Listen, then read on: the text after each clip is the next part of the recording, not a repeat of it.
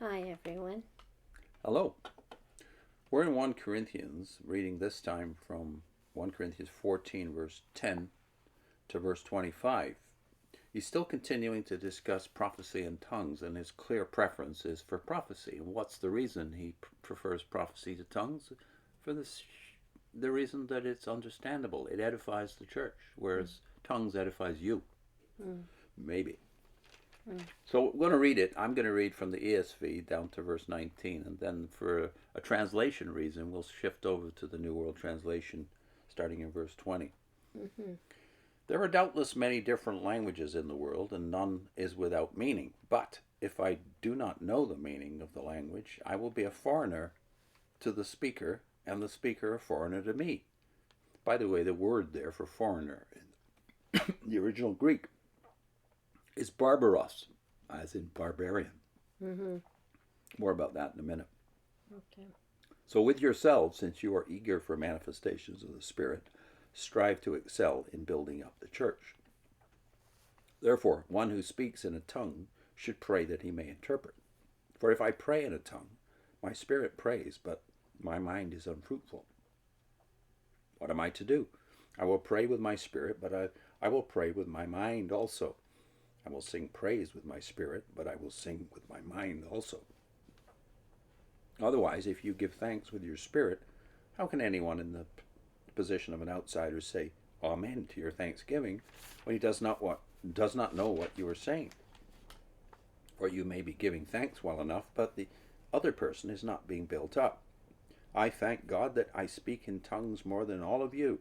Nevertheless, in church I would rather speak 5 words with my mind in order to instruct others than 10,000 words in a tongue.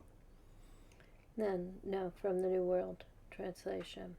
Brothers, do not become young children in your understanding, but be young children as to badness, and become full grown in your understanding.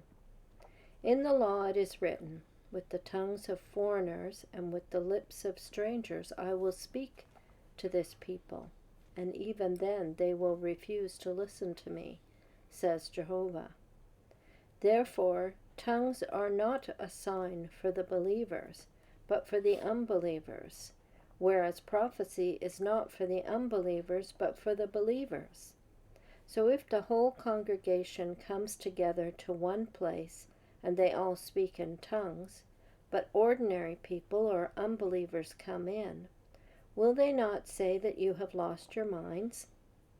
But if you are all prophesying, and an unbeliever or an ordinary person comes in, he will be reproved and closely examined by them all. The secrets of his heart then become evident, so that he will fall face down and worship God, declaring God is really among you. So, what's the translation issue? Jehovah. They've put in where the Greek says Lord, they've put in Jehovah. Yeah, as far as my eyes can tell, that's the only place where the word Lord occurs, kurios in Greek, and they've taken it out and put the tetragrammaton in. The other places, interestingly enough, he keeps using God. Yeah, predominantly God. And Yeah. that's interesting in itself as you realize that that's not your habit when you're a witness, right? Mhm. Mhm. Looking at the passage as a whole, though, going back to the barbarian point, I will be a foreigner to the speaker, and the speaker a foreigner to me. Barbaros. This is related, of course, to the Hebrew balal, where we get Babel from. Babel, bubble, blah. In English, blah blah means basically you can't understand what the person is saying, right? Or Mhm. it's not important what the person is saying. Mhm. So it's interesting that the etymology goes back to this unintelligibility of language. That's why the word barbarian came to be. It took on other meanings, namely a kind of a condescension from the Greek looking down at these people who couldn't understand him and he couldn't understand them as Mhm. somehow uncivilized. When Mhm. Greek took over the what we now call the Greco-Roman world, when it took over as the language that everybody knew, if you didn't know it, you were an outsider.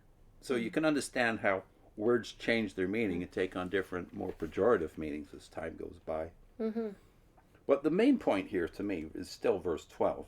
What's the priority that Paul is placing on prophecy and teaching? He says, so with yourselves, since you're eager for manifestations of the Spirit, strive to excel in building up the church. Was that our priority? No. So the congregation actually ends up being, if a priority at all, it's second priority. The door-to-door work and making new converts is always the first priority of Jehovah's Witnesses. But the maintenance and the upbuilding of the congregation itself, you're lucky if you can kind of do things yourself to build yourself up. But it's not the priority.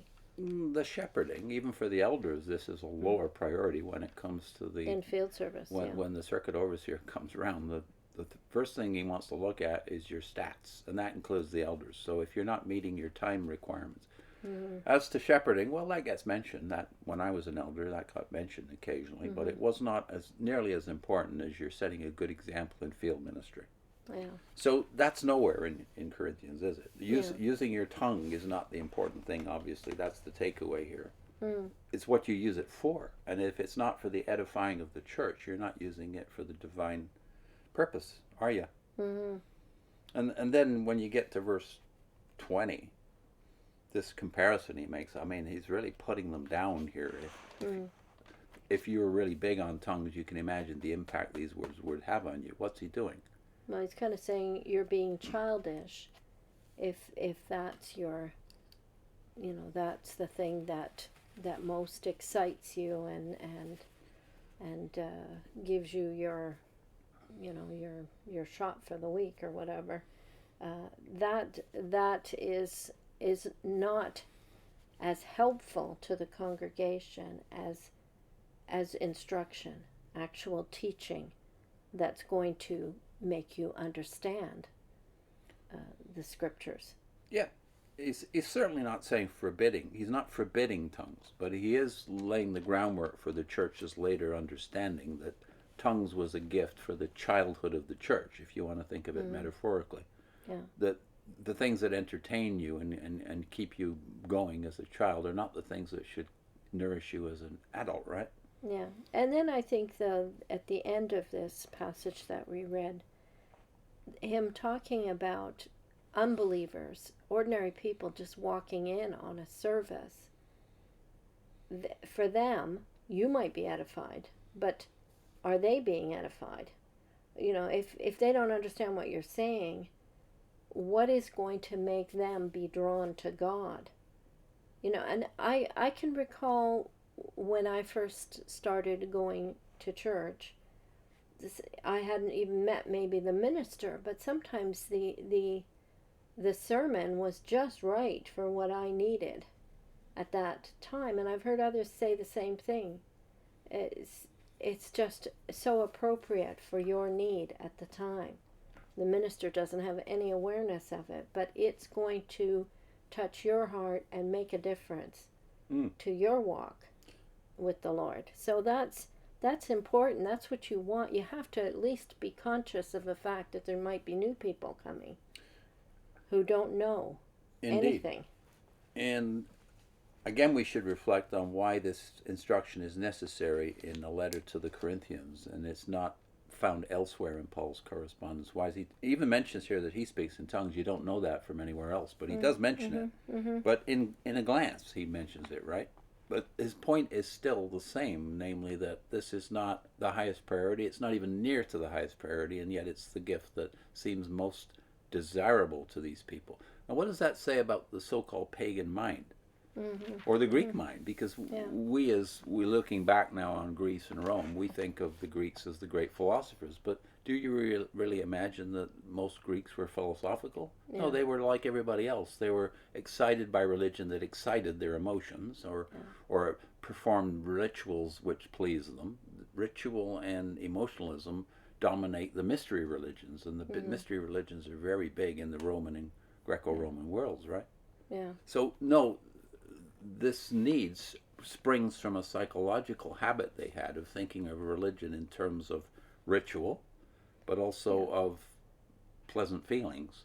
Not intellect is not does not come naturally to any human beings.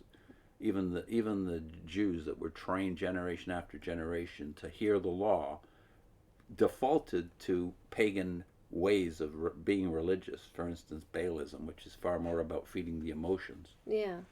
And I think that's still true. People generally take the easier course, and exciting your emotions or feeding your emotions is going to be easier than having to do any kind of intellectual work, any kind of trying to understand a point or a thought. That takes a little more discipline on the part of a person. Yeah. And there's nothing wrong with emotion, but it's not going to feed your walk. That's right. With God. I know we said we were going to put in a link to Dorothy Sayers. I still want to do that, but I also want to add another one I was thinking of to one of the rare times lately we've put on 2 video links. Okay. What's the Dorothy Sayers one called? Okay, I just have to turn the page. I know it's about infantilism. Yeah, she's decrying the cult of youth, strong meat for mature. She's a young person in the post-World War I period, and she's decrying this change that the cult of youth has just got going after World War I. Well, why did that happen? And of course, here we are 100 years later, and the cult of youth has completely taken over the world. Yeah. Infantilism and the necessity of keeping people permanently dependent and permanently childlike. Yeah. So she was prophetic in that sense. And the other one I certainly wanted to link, the second thought, would be the ISIS cult. Why was the ISIS cult so dominant in the Greco-Roman world? What did it feed? What needs that people, I should say felt needs, what felt needs did people have that caused them to choose ISIS or goddess worship or other forms of ecstatic religion, Dionysus, for instance? Why did they choose those religions over Greek philosophy, or for that matter, Judaism as they understood it? Were you going to read any Hodge? Or? Let me read Hodge. It's kind of a nice summary of how God punishes people who choose the utterances, the spectacular utterances of the pagan oracles over the revealed will of God, the clear message of the prophets. This is page 293 in Charles Hodge's commentary on 1 Corinthians. He says, "The Jews had refused to hear the prophets speaking their own language, and God threatened to bring upon them a people whose language they could not understand." This is based on Isaiah 28, by the way, if you want to look it up. This was a judgment, a mark of displeasure designed as a punishment and not for their conversion. From this, the Corinthians might learn that it was no mark of the divine favor to have teachers whose language they could not understand. So God is saying, if you choose the chirpings of the occultists over the clear pronouncements of God through the prophets, this punishment you will get, that you will be dominated by people whose language you can't understand. Yeah. So whether it be the Egyptians or the Babylonians or the Assyrians. Yeah.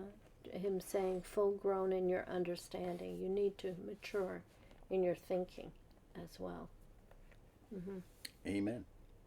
Okay. See you next time.